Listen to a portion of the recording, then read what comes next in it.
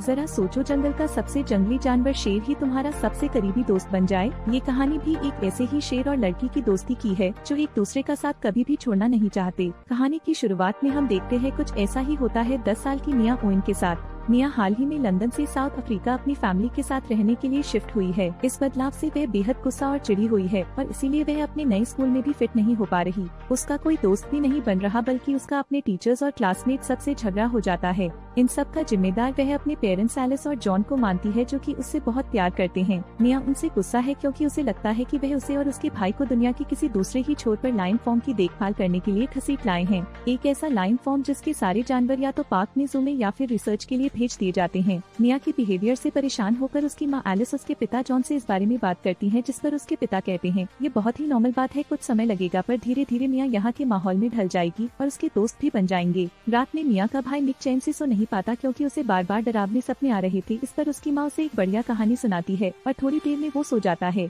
अगले दिन बच्चों को खुश करने के लिए जॉन और एलिस उन्हें एक गिफ्ट देते हैं, एक रेयर व्हाइट लायन का छोटा बच्चा। क्योंकि व्हाइट लायन दुनिया में बेहद रेयर होते हैं, इसीलिए उनके परिवार के लिए ये बहुत खास होता है। जॉन को ऐसा लगता है कि उसके बिजनेस के लिए यह एक वरदान साबित होगा और उसे देखने के लिए दूर दूर से कई टूरिस्ट आएंगे। उसकी सुंदर नीली घर में भी सबका दिल जीत लेती है, पर मिया को उसमें कुछ खास दिलचस्पी नहीं होती। वो वहाँ से उठ के चली जाती है। वह जाकर अपने दोस्त से वीडियो कॉल पर बात करने लगती है, पर उसका दोस्त बिजी हो कहकर उसका कॉल काट देता है, जिस पर वह उदास हो जाती है और उसकी आंखों से आंसू टप टप नीचे गिरने लगते हैं। अचानक वो शेर का बच्चा वहाँ आता है। मिया अपना रोना भूल उसे देखने लगती है, पर तभी मिया का भाई एक दूध की बोतल लिए उस शेर को दूध पिलाने वहाँ आता है, तो मिया उसे झटके से खुद से अलग कर अपना काम करने लग जाती है। शुरुआत में मिया उससे कतराती है, पर धीरे धीरे जब वो हर वक्त उसके पीछे लगा रहता है और उसे परेशान करता रहता है, तो उन दोनों में अच्छी दोस्ती हो जाती है। मिया प्यार से उस नन्हे शेर का नाम चार्ली रखती है और फिर उन दोनों को मानो जैसे अलग करना ही मुश्किल हो गया हो। यूँ तो मिया का भाई निक भी उन दोनों के साथ खेलता और उठता बैठता था, पर मिया का चार्ली से एक सबसे अलग और सबसे गहरा रिश्ता बन गया था। मिया और चार्ली की अटैचमेंट देखकर उनके पेरेंट्स भी बहुत खुश होते हैं कि अब वह पहले की तरह उदास और अकेली नहीं है। उसका चिड़चिड़ापन भी अब दूर हो चुका है। फिर एक दिन रात को मिक को फिर से बुरे सपने आने लगते हैं। इस पर मिया उसे चुपचाप कहानी सुनाकर सुला देती है। ये देखकर उसकी माँ बहुत खुश होती है, पर उन्हें यह भी समझ में आता है कि मिया चार्ली के साथ कुछ ज्यादा ही समय बिता रही है।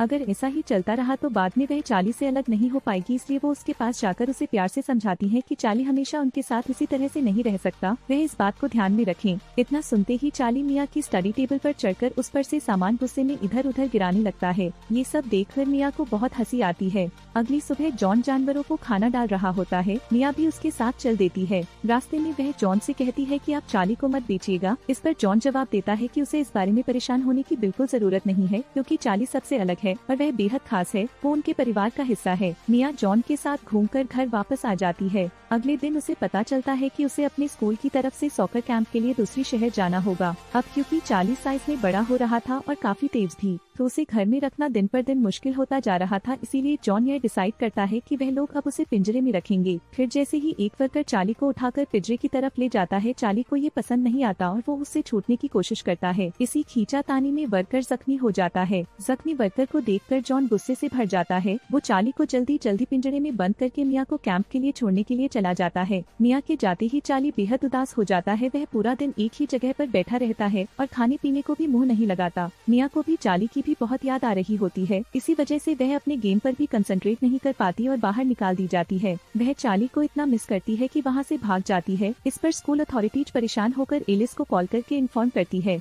एलिस घबराकर उसे खोजने के लिए घर से बाहर निकलती है, पर तभी एक वर्कर आकर उन्हें बताता है कि मिया घर पहुंच चुकी है और चार्ली के साथ खेल रही है। उन्हें साथ में खेलता देख सब लोग चैन की सांस लेते हैं। जैसे जैसे साल बीत रहे थे, चार्ली और भी ज्यादा बड़ा हो रहा था, पर शायद उसे यह बात नहीं पता थी। वो अभी भी पहले की तरह घर में इधर उधर घूम रहा था, पर अब उसकी वजह से सामान टूटने लगे थे। एक दिन चार्ली कुछ खाने के लिए टेबल पर चढ़ जाता है और उसकी वजह से बहुत सारे सामान टूट जाते हैं। जॉन जब उसे इस हाल में देखता है तो उसे बहुत गुस्सा आता है और वह उसे बाहर ही रहने को कहता है, पर तभी मिया वहाँ आ जाती है और चार्ली को वहाँ से लेकर चली जाती है। जॉन चाहता था कि चार्ली अब घर में ना रहे बल्कि दूसरे जानवरों के साथ पिंजरे में रहे, क्योंकि अब वह बड़ा हो चुका था, इंसानों के लिए एक खतरा बन चुका था। पर उसके बार बार मना करने के बावजूद भी मिया उसकी बात नहीं मानती थी। वह उसे अब भी घर में रख रही थी और पहले की तरह ही उसके साथ रह रही थी। एक दिन जानवरों को देखने के लिए सवाना में बहुत सारे टूरिस्ट आते हैं और चार्ली एक छोटे बच्चे को जख्मी कर देता है। लोग बहुत ज्यादा घबरा जाते हैं। माहौल गर्म हो जाता है। शोर सुनकर देखकर कमरे में सो रही मिया भी भागकर बाहर आती है।